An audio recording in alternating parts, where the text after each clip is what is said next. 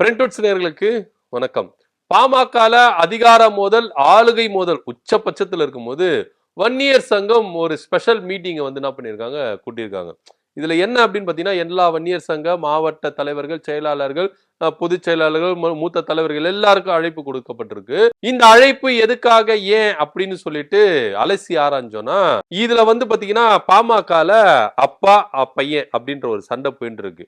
இந்த சண்டையில யாருக்கு ஆதரவு தெரிவிக்கணும் அப்படின்றத ஒரு நிலைப்பாட்டை எடுக்கிறதுக்கு தான் இந்த மீட்டிங் கூட்டப்பட்டிருக்கு. குறிப்பா வந்து பாத்தீங்கன்னா பாமகவுக்கு ஆணி வேரா இருக்கிற, முதுகெலும்பா இருக்கிற வன்னியர் சங்கம் யாருக்கு ஆதரவு கொடுக்கணும் அப்படின்னு சொல்லிட்டு தீர்மானிக்குது. இப்போ பாஜக நீங்க பாத்தீங்கன்னா யாரு முதுகெலும்பு, யாரு பின்னாடி இந்த இயக்குற, அவங்களுக்கு ஆணி வேர் யாரு அப்படின்னு பாத்தீங்கன்னா ஆர்எஸ்எஸ். அதே போல பாமகவுக்கு முதுகெலும்பா ஆணி வேரா இருக்கிறது யாருன்னா வன்னியர் சங்கம். சோ இந்த வன்னியர் சங்கம் வந்து யாருக்கு ஆதரவு தெரிவிக்க போகுது? ஏன்னா வன்னியர் சங்கங்களுடைய ஓட்டுகள் மூலியமா தான் பாமக எனக்கு பலம் இருக்கு, இத்தனை தொகுதியில கிட்டத்தட்ட 40 தொகுதியில வட மாவட்டங்கள்ல 40 தொகுதியில எங்களுக்கு பலம் இருக்கு அப்படின்னு சொல்லிட்டு தொடர்ந்து திமுக அதிமுக மாறி மாறி கூட்டணி வச்சு அவங்க தேர்தலை சந்திட்டு வராங்க. சோ இந்த ஆணி வேறு கொஞ்சம் அசைவு காட்டிச்சுன்னா பாமக முழுமையா சரிஞ்சிடும். அதே போலதான் பாஜக ஆர்எஸ்எஸ் கொஞ்சம் அசைவு காட்டிச்சுன்னா எந்த அளவுக்கு அடிமரம் சாய்ஞ்சது அப்படின்னு சொல்லிட்டு கடந்த நாடாளுமன்ற தேர்தல்ல நம்ம பார்த்தோம். சோ அதே மாதிரி தான் பாமகவுக்கும் ஆணிவேராய் இருக்கிற வன்னியர் சங்கம் கொஞ்சம் அசைவு கொடுத்துச்சுன்னா பாமக அப்படின்ற ஒரு ஆலமரம் விழுந்துரும் அப்படின்றதுல எந்தவித மாற்று கருத்தே இல்லை.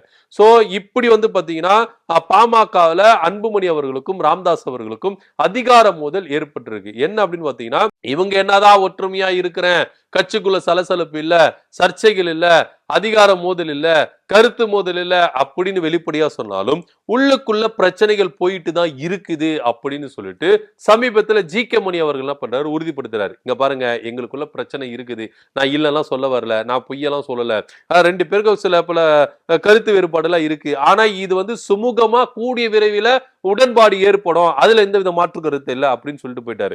ஏன் அப்படின்னு பாத்தீங்கன்னா, அப்பாவுக்கும் பையனுக்கும் சண்டைகள் இருக்குதுன்னு சொல்லிட்டு பொதுக்குழுல வந்து என்ன பண்ணாங்கன்னா வெளிப்பட்டது. அப்பவே ராமதாஸ் அவர்களுக்கும் அன்புமணி அவர்களுக்கும் கொஞ்சம் சலசலப்பு ஏற்பட்டது. ஓப்பனாவே பேசிக்கிட்டாங்க ரெண்டு பேரும் வந்து இவருக்கு அதிகாரமா இருக்குது. அது உடனே அன்புமணி அவர்கள் என்ன சொன்னார்னா, நான் தனி அலுவலகத்தை ஓபன் பண்ணியிருக்கேன் பனையூர்ல, நீங்க வந்து அங்கெல்லாம் வந்து என்ன பண்ணலாம், சந்திக்கலாம் எங்களை அப்படி இப்படின்னு சொல்லிட்டு அவர் வந்து நான் சொன்னாரு தைலாபுரத்துல நான் இருக்கிறேன், என்ன வந்து சந்திங்கன்னு சொல்லிட்டு அப்போ சொன்னாரு. அதுக்கப்புறம் ரெண்டு பேரும் கூடி பேசி சமாதான புறாக்களெல்லாம் போய் என்ன பண்ணிச்சு, சமாதானம் பண்ணிச்சு. அப்புறம் வந்து சைலண்ட் ஆனாங்க.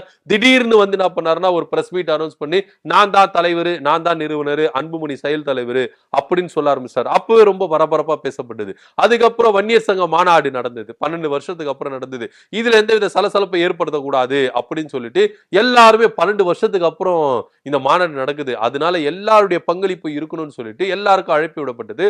அப்பவும் பார்த்தீங்கன்னா வன்னியர் சங்கத்துக்கு முறையா அழைப்பு விழுக்கப்படல அப்படின்னு சொல்லிட்டு பூத்தா அருள்மொழி அவர் என்ன பண்ணார், வன்னியர் சங்க தலைவர் அவர் தான், அவர் அருள்மொழி அவர் என்ன பண்ணாரு, நான் தர்ணா போராட்டத்துல ஈடுபடுறேன் அப்படின்னு சொன்னோம்.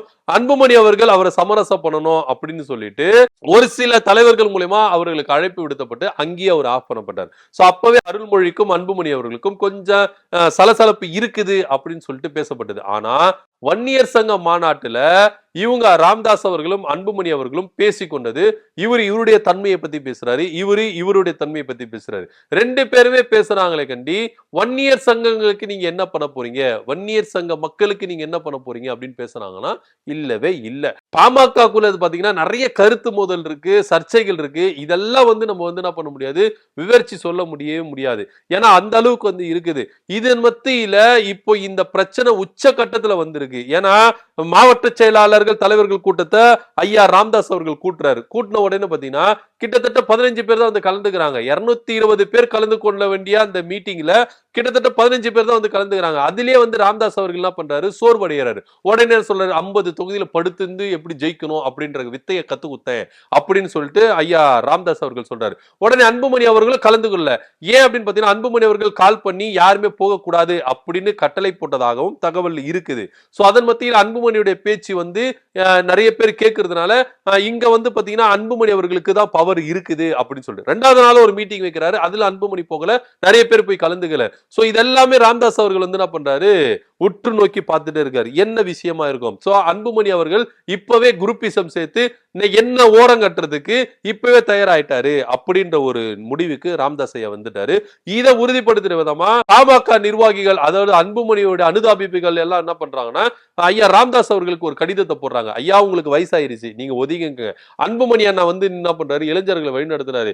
இன்னைக்கு இளைஞர்கள் அதிக பேர் வந்து கட்சிக்குள்ள இருக்கிறாங்கன்னா, வழிகாட்டுதல இருக்கிறாங்கன்னா, அதுக்கு முக்கிய காரணம் வந்து பாத்தீங்கன்னா அன்புமணி ஐயா அவர்கள் தான். அவர் வந்து கட்சியை வந்து பலப்படுத்திட்டோம், கட்சி அடுத்த லெவலுக்கு அவர் எடுத்துட்டு போட்டோம், யாரு கூட கூட்டணி அப்படின்றத வந்து அவரு நியமிக்கட்டும் அப்படின்னு சொல்லிட்டு எல்லாரும் என்ன பண்றாங்க, கடிதத்தை போட்டாங்க ஐயா ராமதாஸ் அவர்கள். உடனே ஐயா ராமதாஸ் என்ன சொன்னாரு, சிங்கத்தின் கால்கள் சிதலமடைந்தாலும் சீற்றம் குறைவதில்லை, எனக்கு வயசாயிருச்சுன்னு சொன்னாதீங்க, நான் வந்து இப்போ எழுந்து நான் வந்து ஒவ்வொரு தெருவுக்கும் ஒவ்வொரு ஊருக்கும் நான் செல்ல ஆரம்பிச்சேன்னா இன்னைக்கு என் பின்னாடி கூட்டம் இருக்கும், நான் வந்து ரெஸ்ட்ல இருக்கிறேன்னு நினைச்சுக்காதீங்க அப்படின்னு சொல்லிட்டு அவர் கர்ஜிக்க ஆரம்பிச்சாரு.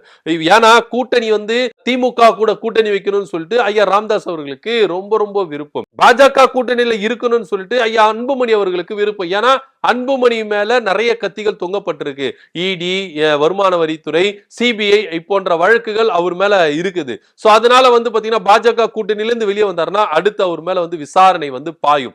இதுக்காகவே பயந்துக்கு என்ன பண்றாரு ஐயா அன்புமணி அவர்கள், பாஜக கூட்டணியில தான் இருக்கணும் அப்படின்னு சொல்லிட்டு அவர் நினைக்கிறாரு. சோ இந்த விவகாரத்துலதான் இவங்களுக்கு உச்சபட்ச சண்டை வந்தது. அது மாத்திரம் இல்லாம தன்னுடைய பேரனை உள்ள கொண்டு வரணும், முகுந்தனை உள்ள கொண்டு வரணும், இதுலயும் அவருக்கு வந்து பாத்தீங்கன்னா நிறைய சூழ்ச்சிகள்லாம் இருந்தது அப்படின்னு சொல்லப்பட்டது.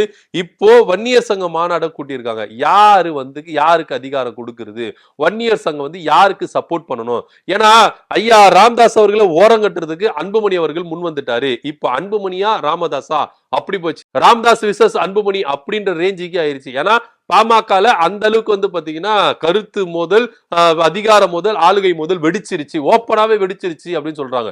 இதன் மத்தியில ஆணிவேரா இருக்கிற முதுகெலும்பா இருக்கிற வன்னியர் சங்கம் யாருக்கு சப்போர்ட் பண்ணணும் அப்படின்ற ஒரு ரேஞ்சுக்கு தான் இந்த ஆலோசனை கூட்டம் வந்து முடிவாயிருக்குது. இதுல வந்து பாத்தீங்கன்னா வன்னியர் சங்கம் முழுக்க முழுக்க ஐயா ராமதாஸ் அவர்களுக்கு தான் ஆதரவா இருக்க போகிறதா தகவலும் வந்திருக்கு. ஏன்னா ஆரம்ப காலகட்டத்துல, ஏன்னா அன்புமணி இப்பதான் வந்து எல்லா ஸ்ட்ரக்சரும் போட்டு வச்சு ஒரு ரேஞ்சுக்கு கொண்டு வந்துட்ட பிறகுதான் அன்புமணியை உள்ள கொண்டு வர்றாரு ஐயா ராமதாஸ் அவர்கள். ஏன்னா ராமதாஸ் அவர்கள் எந்த அளவுக்கு இந்த வன்னியர் சங்க மக்களுக்காக காடு மேடுன்னு பார்க்காம, வெயில் மழை பனின்னு பார்க்காம எந்த அளவுக்கு உழைச்சிருக்காரு, தியாகங்களை மேற்கொண்டிருக்காரு, எத்தனை சிறைசாலை சென்றிருக்கிறாரு அப்படின்றத வன்னியர் சங்கம் மறக்கவே மறக்காது. அதே போலதான் இந்த வன்னியர் சங்கம் இப்போ ராமதாஸ் ஐயா பக்கம் போய் நிக்கிறதுக்கு உறுதியாயிருக்கு. ஒருவேளை பாமக இரண்டா பிளவுபடுதுன்னு வச்சுங்களேன், பாமக ராமதாஸ் ஐயா, பாமக அன்புமணி அப்படின்னு பிரிதுன்னு வச்சுங்களேன், இந்த வன்னியர் சங்கம் முழுக்க முழுக்க ராமதாஸ் ஐயா பின்பக்கம் தான் இருக்கிறதா முடிவாயிருக்கு. அட் சேம் டைம் வன்னியர் சங்கம் எது விரும்புதுன்னு பாத்தீங்கன்னா,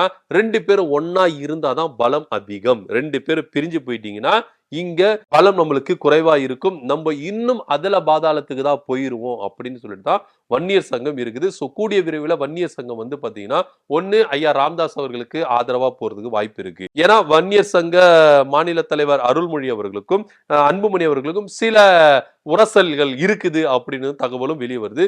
அப்படி இல்லைன்னா வன்னியர் சங்கம் முழுக்க முழுக்க 2 பேருக்கிட்ட சமாதான பேச்சுவார்த்தை நடத்தி இவங்களை ஒரே அணியா இருக்கிறதுக்கு முயற்சிக்கும் அப்படின்ற ஒரு கருத்து இருக்கு. எப்படி என்ன நடக்க போகுது அப்படின்றத பொறுத்து இருந்து பார்க்கலாம். சோ பாமகவுக்கு முதுகெலும்பா இருக்க, ஆணிவரா இருக்கிற வன்னியர் சங்கம் யாருக்கு ஆதரவா இருக்க பொழுது, ராமதாஸ் அவர்கள் ஓரங்கட்டப்படுகிறாரா பாமகவில் இருந்து அப்படின்ற கேள்வி முன்வைக்கப்படுது. அப்படி அன்புமணியால ராமதாஸ் அவர்கள் ஓரம் படுத்தப்பட்டு விட்டால் வன்னியர் சங்கம் முழுக்க முழுக்க ஐயா ராமதாஸ் அவர்களுக்கு உறுதுணையா இருக்கும் அப்படின்ற தகவல் வந்திருக்கு. இதை பத்தி நீங்க என்ன நினைக்கிறீங்க அப்படின்றத கீழே கமெண்ட் பண்ணுங்க. நன்றி, வணக்கம்.